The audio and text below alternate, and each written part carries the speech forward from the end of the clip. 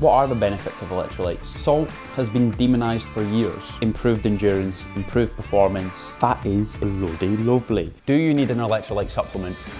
Hello folks, and welcome back to the YouTube channel. We have been through about 12 videos on this series of the YouTube channel. We have spoken about things like 5K PBs, we've spoken about trainers, we've spoken about high rocks, we've spoken about various other fitness subjects. But today we're going to hone in on supplements, and one supplement in particular. It's a total craze right now. There are loads of new different brands. Almost every single athlete I know has either tried them or is actively using them on a daily basis, and it's electrolytes. In this video, we're going to talk about the science, we're going to talk about the benefits, we're going to talk about the things to avoid, the things to look out for, and some of the brands that you might want to use. Now, I am one seriously sweaty guy when I work out. If it's running, high rocks workouts, or I'm just training in the gym, there is typically not a session goes by where I don't sweat. After a run, my shirt is drenched, and naturally, the first thing that you reach for when you're dehydrated or when you're sweaty is water. And there's good reason for that. You're not going to rehydrate yourself without it. And while water is crucial for rehydration, electrolytes also play a massive part in that rehydration process, because water is not the only thing that we lose. Person to person, the rate at which sodium is excreted from your body can massively vary. There's a couple of studies that have shown anywhere from 20 milligrams to 2,000 milligrams during an exercise bout. Now that's a massive variation. I personally have never had myself tested, but I would imagine I'm very much on that top end because my sweat tastes salty and I sweat a lot. Therefore, the electrolyte replacement or the rehydration strategies that I might put in place might be completely different from someone else. What comes into play? Obviously the temperature, the intensity of the workout, the humidity of the room. There are a load of different factors that come into play.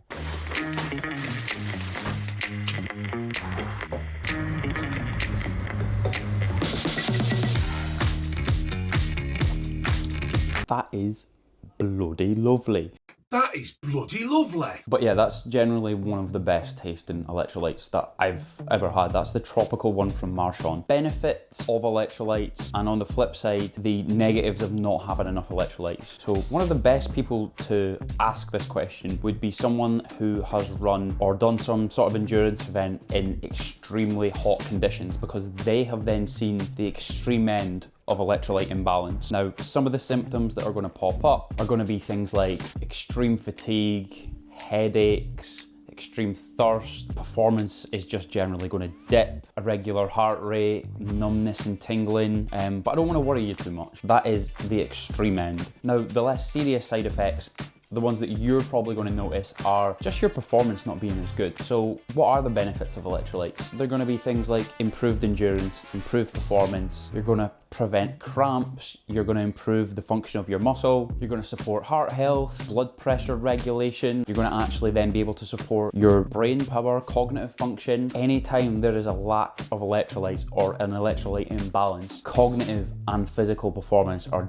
going to dip pretty dramatically. So yes, you can supplement electrolytes, but there are other ways that you can get them in. You can get them in through your foods, things like bananas. You can actually just use normal salt. Salt has been demonized for years, and I think it's quite unfair. And it doesn't have to be this really fancy Himalayan pink salt that's been extracted from some mountain in the Himalayas.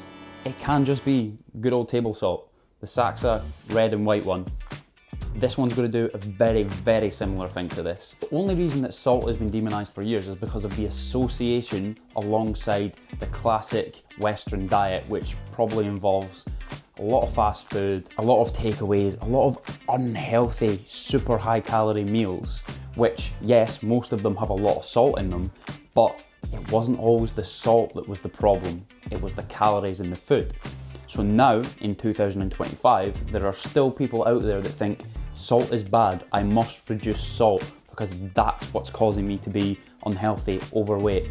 Now, yes, there are maybe certain people that could have less salt on their food because they chuck half a tub on, but for athletic populations who are performing in the gym, running, doing a sport, training, salt in your food is not only just something that you shouldn't avoid, it's actually something that you should do. So when is the best time to take electrolytes? I know a lot of people that will take them every single day. First thing in the morning for the cognitive and the physical benefits of being as hydrated with all the electrolytes that you need first thing in the morning. I don't personally do that simply because the cost, because electrolytes are usually a reasonably expensive supplement, and to have one every single day is just not something I need. I just don't feel like I need to spend that much on supplements. Another beneficial time to take them is during or after travel or during a flight. Dehydration levels during a flight are pretty similar to that of doing physical exercise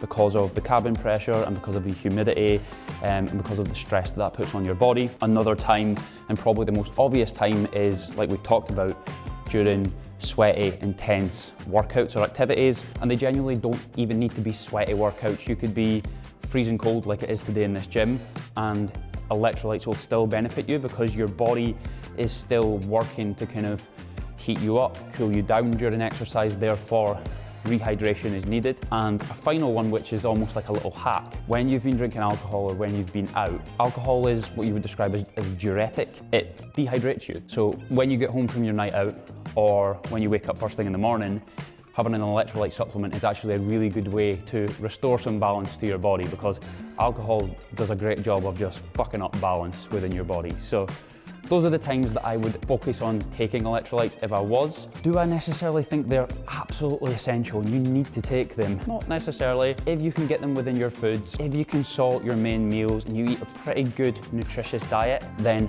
I don't think they're absolutely essential. However, the argument I made to myself is, how much would I be spending if I went out every single weekend and I was drinking and I was eating takeaways? Not anywhere near as much as what I would be spending on an electrolyte supplement. Therefore, if it can benefit my health and my performance just that little 1%, then why the hell wouldn't I take it? So in order, my favorite electrolyte supplements based on taste, based on ingredients and based on effectiveness are: number one, Marchand's new supplements. Then we've got LMNT, which is the one I've probably used for the longest. My protein would be the cheapest one, but it tastes reasonably good as well. Only issue is tons and tons of ingredients if you're kind of worried about that. Pure Sport, again, I know it's an effective supplement, it just is probably the worst tasting one out of the lot. And SIS is kind of like a middle of the ground one where it tastes okay and it's pretty solid ingredients. So best tasting, kind of middle of the ground, cheapest, and these ones are all right as well. It just kind of depends how much you're willing to invest in these supplements. So in conclusion, do you need an electrolyte supplement? No, it is not essential. Do you need electrolytes in your body? Yes, that is essential. Do you need to spend that much money on it on a monthly basis? I would argue that you don't, but if you're serious about your athletic performance and you want to add a little 1%, drinking an electrolyte supplement around your workouts, around your runs, around your sport, whatever that may be, around sweaty workouts, first thing in the morning, I would say that it's a pretty good investment, and it's something that I do on a daily basis around all of my workouts, and it could be something that you should do as well. Weigh up the cost, weigh up how often you're going to use them. Is it going to be a daily use? Is it going to be just around workouts?